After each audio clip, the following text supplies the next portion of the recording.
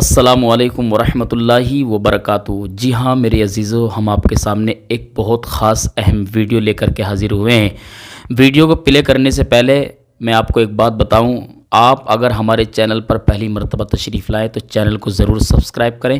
میں آپ کا بھائی معراج رضا قادری، آپ دیکھ رہے ہیں معراج قادری ریئیکٹ۔ ہمارے چینل پر اسلامک ویڈیو آتی رہتی ہے، انشاءاللہ دل تر و تازہ ہوتا رہتا ہے، ایمان تازہ ہوتا رہتا ہے۔ تو ایک ایسی ویڈیو، دل کو دہلانے والی ویڈیو ہم آپ کے سامنے پیش کرنے والے ہیں، پلے کرنے والے ہیں۔ وہ ویڈیو یہ ہے، اس ویڈیو میں ایک خاتون کا انتقال ہوا۔ بہت پاکیزہ وہ لڑکی تھی، وہ عورت تھی، وہ خاتون تھی جو نماز کی پابند تھی، تلاوت کی پابند تھی، قرآن عظیم کی تلاوت کو کیا کرتی تھی۔ اب جب اس کا انتقال ہوتا ہے، اس کا انتقال ہونے کے بعد میں اس کو جنازے کو لے کر کے جایا جاتا ہے۔ اس سے پہلے اس کو غسل دیا گیا، اس کو کفنانے کے لیے کفن جو ہے بستی سے یا کسی دکان سے لے کر کے آیا گیا۔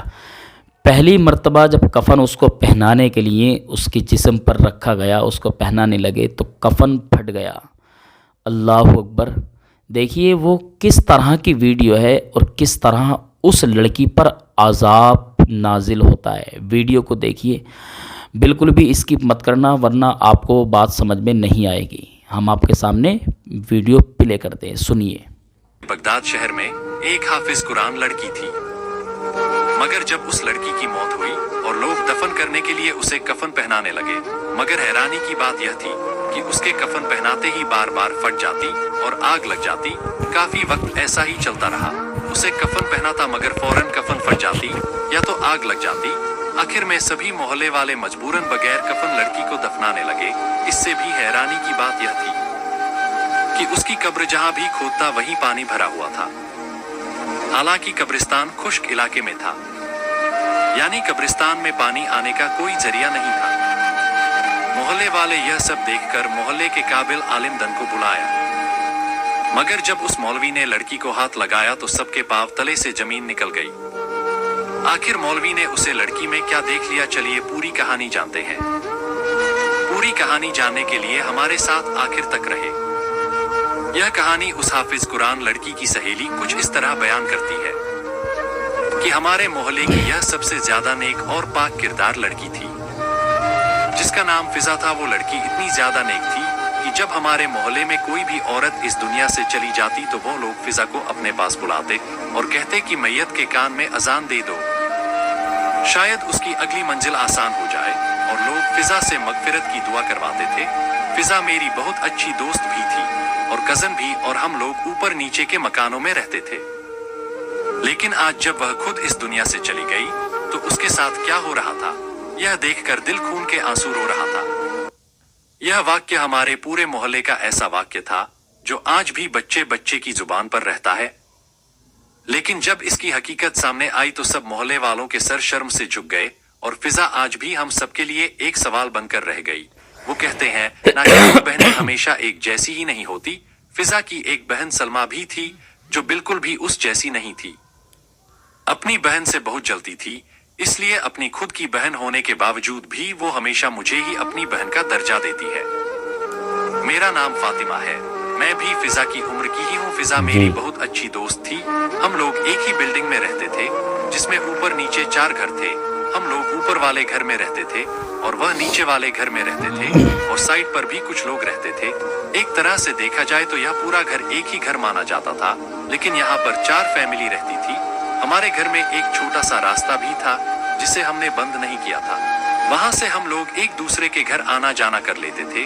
میری ماں کی فضا کی ماں کے ساتھ بہت زیادہ دوستی بھی تھی، لیکن فاطمہ کی یعنی فضا کی بہن کی کسی کے ساتھ بھی نہیں بنتی تھی، نہ میرے ساتھ، نہ اپنی بہن کے ساتھ، نہ اپنی ماں کے ساتھ۔ فضا کی ماں اپنی بیٹیوں پر حیران ہوتی تھی اور کہتی تھی کہ ایک میری بیٹی اتنی اچھی دین اور دنیا دونوں کے حوالے سے بہت ہی اچھی ہے، اور دوسری بیٹی کو پتہ نہیں کیا جو ہے۔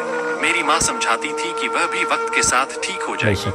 فضا پر اس کی دادی کا اثر تھا، اس کی دادی بھی نیک اور پرہیزگار تھی، وہ بہت اچھی عورت تھی۔ فضا پورے محلے میں مشہور تھی، بچوں کو قرآن بھی پڑھاتی تھی۔ جب کوئی اس دنیا سے چلا جاتا تو اس کے کان میں قرآن کی تلاوت کرنے کے لیے فضا کو لے جاتے تھے और उसको कहते थे कि दुआ किया करें। वह अक्सर कहा करती थी कि मुझसे लोग दुआ क्यों करवाते हैं, मैं तो खुद एक गुनाहगार सी बंदी हूँ, क्या पता कल को मैं भी इस दुनिया से चली जाऊं, मैं तो अपना मामला भी ठीक नहीं कर सकती तो किसी और का क्या करूंगी। मैंने कहा कि तुम बिल्कुल पागल हो, तुम जैसी इस मोहल्ले में एक भी नहीं है। तुम्हें नहीं पता आजकल की लड़कियां किस तरह की हैं, अपनी बहन को ही देख लो। वह कहने लगी कि तुम्हें मैंने अपनी बहन के बारे में एक बड़ी जरूरी बात बतानी है। बात इतनी बड़ी है कि तुम्हें क्या ही बताऊं, और यह बात अम्मी अब्बू के कानों तक पहुंचना बहुत जरूरी है। मैंने उसे कहा कि तुम खुद क्यों नहीं बता देती, तो उसने कहा कि अगर मेरी बहन को पता चल गया कि मैंने उसकी शिकायत की है तो हम दोनों की जिंदगी में और भी ज्यादा नफरत और जहर घुल जाएगा, हम एक दूसरे के दुश्मन बन जाएंगे। पहले ही वह मुझे अपना दुश्मन समझती है, इसलिए मैं चाहती हूँ कि तुम यह बात अम्मी अब्बू तक पहुंचा दो ताकि वह इसका कोई हल कर सके, या तो उसकी शादी करवा दे या फिर उससे पूछे कि वह इस तरह की हरकतें क्यों कर रही है। फिजा बड़ी परेशान लग रही थी। मैंने कहा कि बताओ क्या बात है, तो उसकी बहन वहां पर आ गई और फिजा ने मुझे इशारा किया कि बाद में बताऊंगी।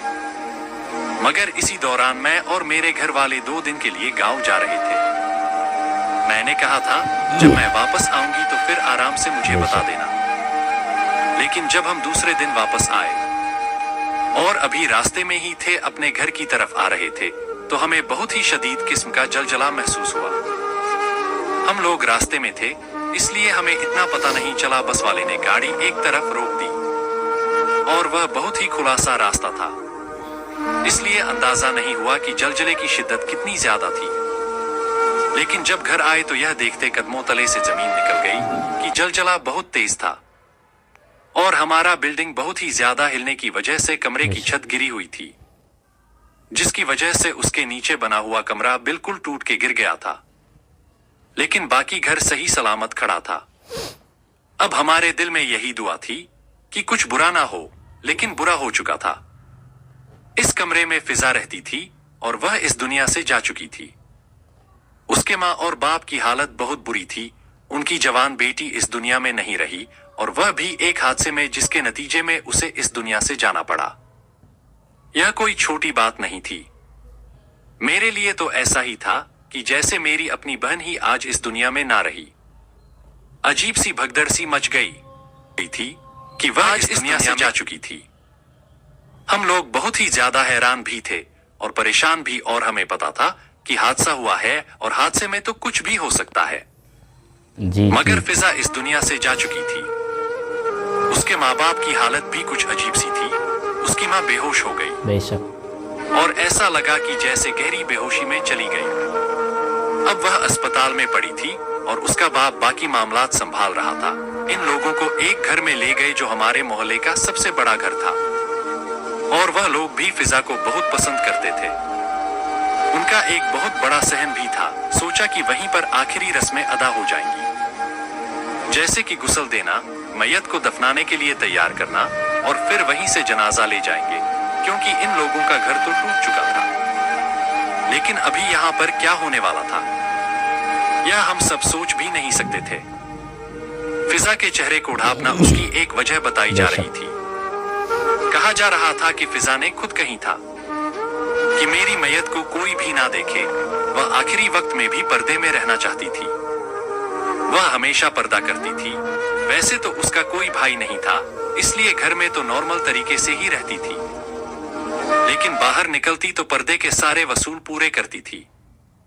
बुर्का भी पहनती, जुराबे और दस्ताने भी, चाहे जितनी भी गर्मी हो तब भी यह पर्दे में ही रहती, क्योंकि उसका आना जाना लगा ही रहता था।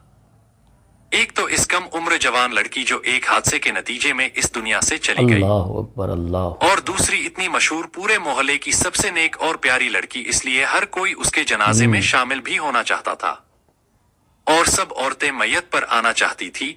उनका घर आहिस्ता आहिस्ता लोगों से भरने लगा। रिश्तेदारों को कोई फोन कर रहा था या नहीं हमें नहीं पता, लेकिन बहुत से लोग आ रहे थे।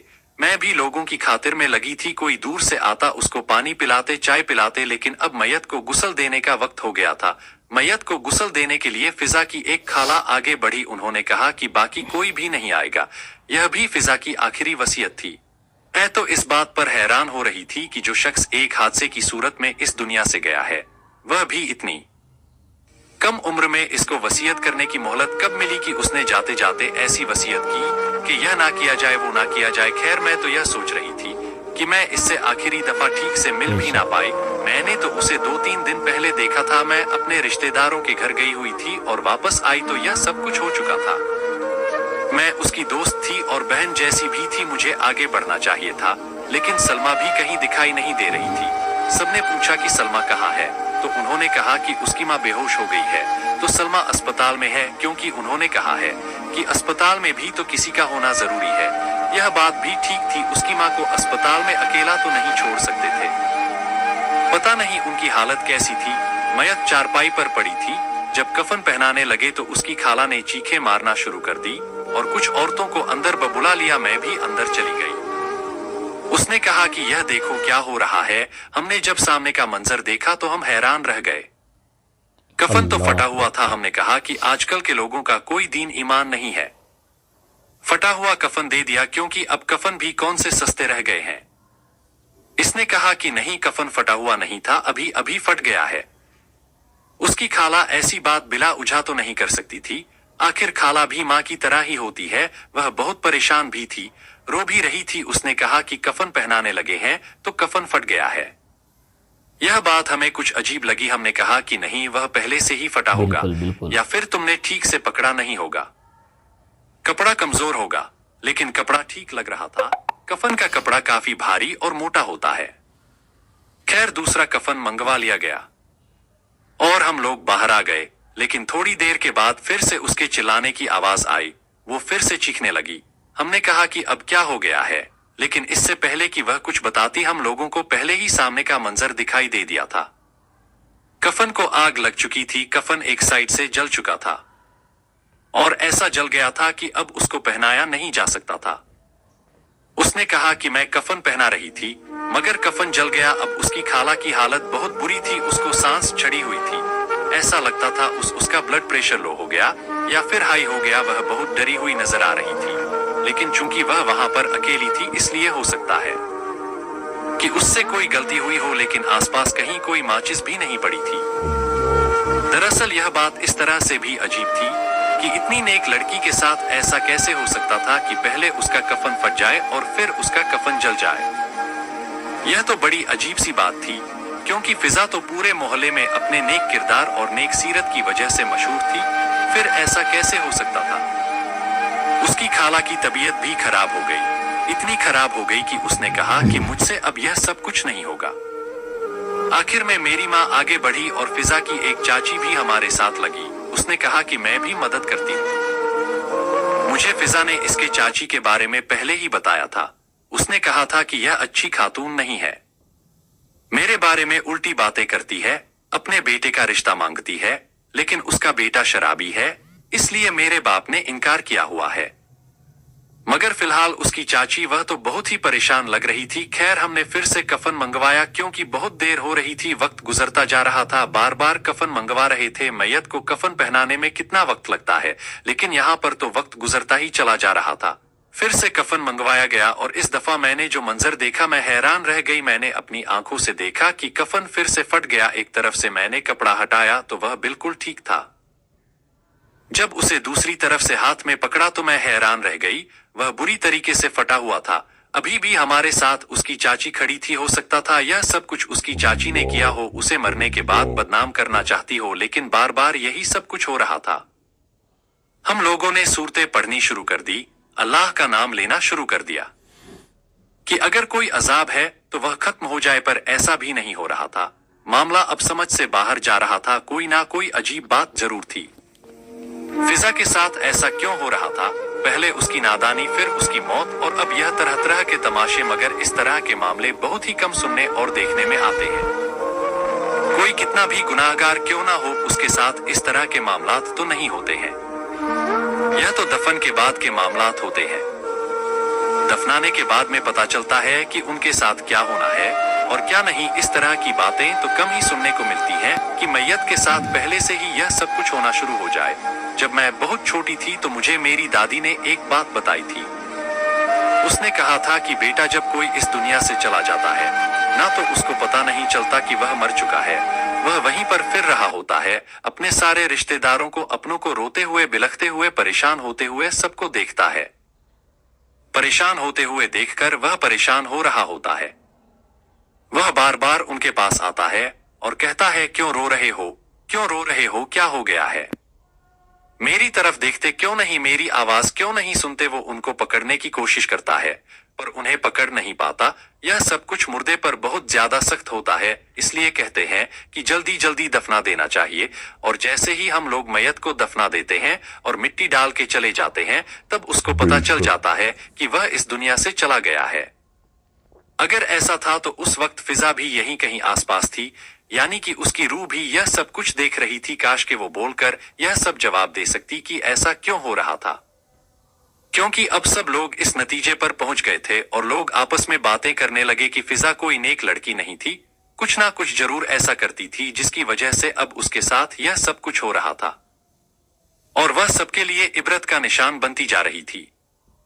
पहले बार बार कफन का फट जाना, कफन में आग लगना, यह सब कुछ कोई छोटी मामूली बात नहीं थी। आखिरी दफा कफन मंगवाया गया, हम लोग छोटे से गांव में रहते थे। दुकान वाले ने कहा कि यह आखिरी कफन है, अच्छे कपड़े का है, मुझे पैसे नहीं चाहिए, क्योंकि आप लोग 3-4 दफा आ चुके हैं। इस तक भी खबर पहुंच चुकी थी, लेकिन जब आखिरी कफन पहनाने लगे तो कफन इस दफा सही तरीके से पहना दिया गया था। मैंने भी शुक्र अदा किया कि चलो मामला हल हुआ। यह जो कुछ भी था यह हम सबकी समझ से बाहर था, लेकिन यह बात की बातें थी।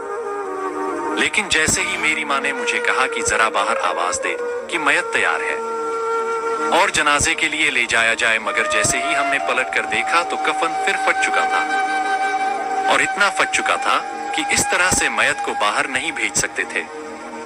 अब तो मेरी माँ भी डरने लगी और उसने मुझे कहा कि चल बेटी यहाँ से चलते हैं, यहाँ पर तो कोई बहुत बड़ा अजाब आ रहा है, कहीं हम पर भी असर पड़ जाए। मैंने कहा कि फिजा मेरी बहन जैसी थी, मैं नहीं जाऊंगी। और मैंने अम्मी से गुस्से से कहा और कहा जाएंगे हम, हमारा घर भी तो टूटा पड़ा है, मैं इसको ऐसे हाल में छोड़कर नहीं जाऊंगी। मेरी माँ के चेहरे पर हैरान गोई थोंग, लेकिन मुझे डर से ज्यादा सवाल तंग कर रहे थे कि यह सब कुछ कैसे हो रहा था। मुझे पहले लगा कि शायद उसकी खाला ने जानबूझकर ऐसा किया, झूठ बोला, फिर उसकी चाची ने यह सब कुछ किया, लेकिन अब तो मैं खुद यहाँ पर खड़ी थी और मुझे ऐसा करने की कोई जरूरत भी नहीं थी। मैं क्यों एक ऐसी लड़की को बदनाम करना चाहूं जो पहले ही इस दुनिया से जा चुकी हो सकता है कि बाकी लोगों की उसके साथ कोई दुश्मनी होती, वो रिश्ता मांगते होते, उन लोगों ने रिश्ता ना दिया होता तो वह उसे बदनाम करने के लिए यह सब कुछ कर रहे होते। लेकिन मेरी फिजा तो एक दोस्त और बहन थी, मुझे तो उसके साथ कोई गलत मतलब भी नहीं था।